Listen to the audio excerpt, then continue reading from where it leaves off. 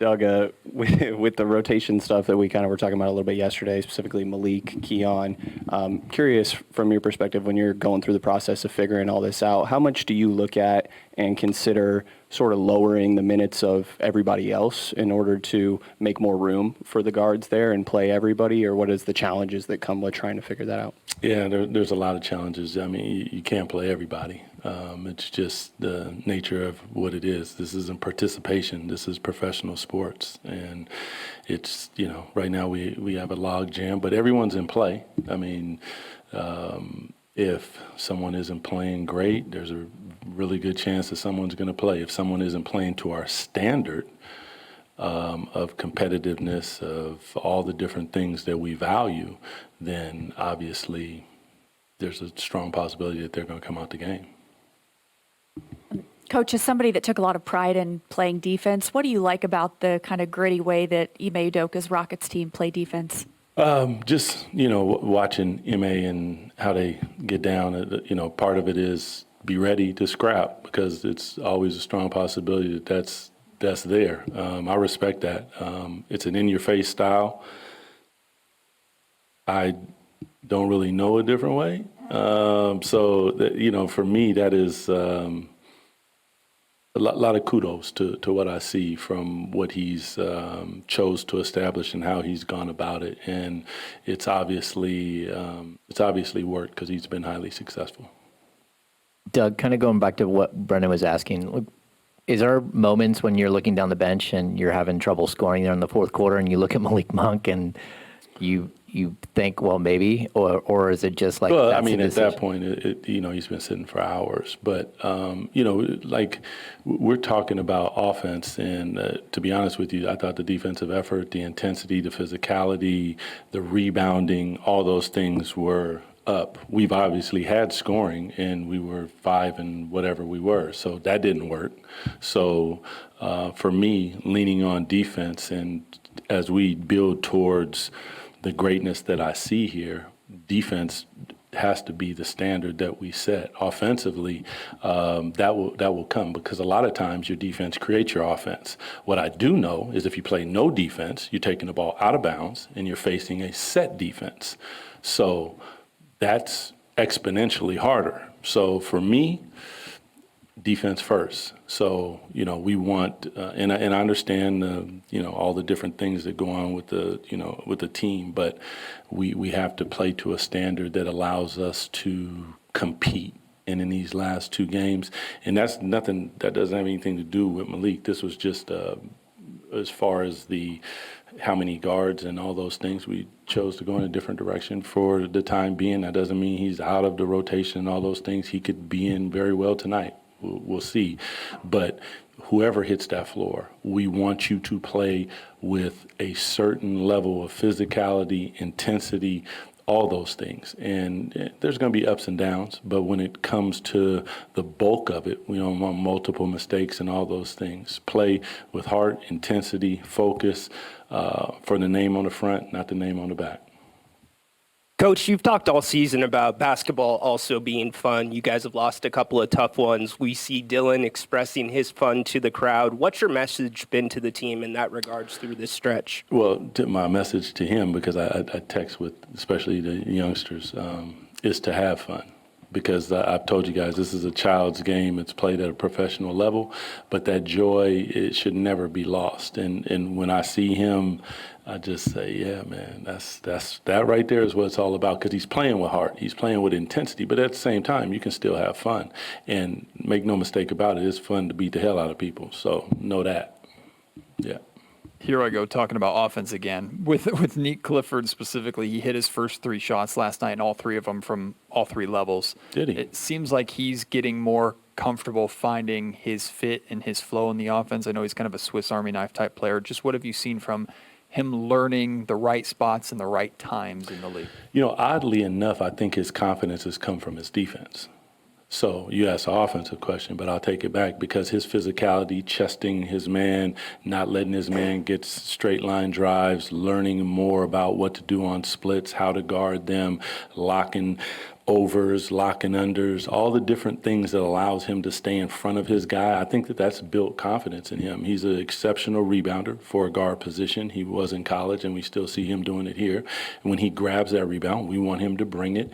And in transition, his athleticism, his touch allows him to score at all three levels, and we want him to be aggressive. But in my opinion, it's come from the confidence that he's garnered on the defensive end is translated into his offense. Yeah. Hey, Doug, when you've got Keegan starting at the three, Precious and Max on the Yes, front sir. line, Yep. it's great for him because he doesn't have to guard or defend up. But because of his defensive versatility, 1 through 5 at times throughout his career, what kind of variables for you go into thinking, okay, it's time to take him out of just guarding a standard 3 and stick him on, a 2 or a point or a 4 or a 5? It still happens because he's our best defender. So you have to take that into consideration. It's just beating the hell out of the kid isn't like what you want to do. I mean, just because he can guard 1 through 5 doesn't mean that, sometimes people got to guard their damn man. Like, man up and guard your man. And then we can switch off and we can help you and we can do things. But, you got a man, they're listed too. So that's a thing. And just because he is talented in that area don't mean that we use him up constantly. And everyone's talking about the shots and different things. I totally understand. And part of that, in my opinion, is from someone who did what he does. At the other end, sometimes you go and you freaking rest. And we don't want him to necessarily do that. Does that mean we're going to back up from him and his responsibilities? No, but the better we get and the more talent we get on the perimeter for size and athleticism and the ability to guard will help him. And he needs some help. Hey, Doug, over here. With a guy like Max, who's a sponge, as he gets more time and he's showing more, do you throw more at him, more on his plate, ask him to do more, anything like that in terms of game 1 versus game 27, 28 now? Yeah, I think, good question. I think it kind of happens organically because part of it is you show him something and then you're waiting for the bit of mastery to happen before you try to throw something else on him. And then he asks the question. And when he asks the question, now he opened the door. When the door is open, then you go in. At least that's for me teaching and how I try to go about it. And then every once in a while, you try to throw something on him to see if it's a little pressure in how he comprehends it. Last night, it was, I grabbed him at half court and I was just like, yo, my man, what you think if you look at the rim? What you think that dude's going to do? He said, he's going to jump. I said, yeah. So let him jump and then, brace yourself and then go to the free throw line. And, but in the moment, that's hard to process all of that information. And for him, with a lot of responsibility and talent and all those things that come together, the responsibility goes with the talent. And he's highly skilled, highly talented, can do a lot of different things. And sometimes you're going to have to live with some of the mistakes that he does just because he's 7 foot and he can throw a behind the back pass and he can shoot the ball and then he can dribble the ball and then he can hand it off. But, it's part of the learning process that he goes through. And it's fun to watch, though. I'll tell you that for sure. Coach Christie, what has been your message to the team as far as, shooting them threes? I know you always say, you got to get them up and things like that, but sometimes it seems like, it's kind of low energy there. Then sometimes, they're making every type of effort, but then. You want to get to the paint and you want to spray the basketball out. My biggest thing isn't necessarily like, take all the threes, because I've been here in the past and it's like we want to shoot 50 threes and they got guys who, in my opinion, shouldn't be shooting freaking threes on a fast break when a man's about to get a layup and you shooting a three. That's just me. I want to shoot threes, but also it's more about the passed up threes. And at the end of the night, do we got 7? Do we got 11? Do we got 12? Those are the ones that you got to take. So you look at the number at the end of the night, Tony, and it's like 20, but we passed up 15. That is unacceptable because a shot created must be taken. If I create a shot for you, that meant I manipulated something. And if you don't take it, you're going to probably drive back, or you're going to go back to the thing that I set up for you, which is not good for you on the drive. So if I create it, you got to take it. And a lot of times we pass those up. That's the unacceptable piece. Like, will we get more threes and all of that eventually? But, you know, just score the bucket. In Portland, we got back in the game, not from threes, from just scoring the ball and putting pressure on them at the end. Last night we shot a three that almost probably ended it. Just keep going to get a bucket sometimes, get a bucket. Because I know 3 is more than 2, but 2 is more than 0. And a free throw. Holla at me. Oh, Yeah. Oh, my bad. Sorry.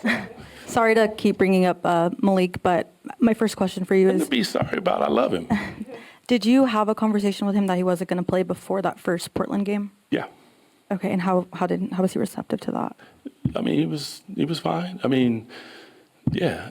Listen, I've been in that position. Nobody, you don't want that. So, like, as a competitor, like, you want to be out there, you want to play. And like I said, everybody's in play. Even in that game, you're in play. It's just when he was playing, who was the odd man out? Keon. Well, now Keon's playing. He's the odd man out. It's just mathematics. It ain't nothing personal. This job is a different animal. But I ain't ducking nothing. I'm here, and we're going to figure it out. And when we do, then pettiness will rise to the top.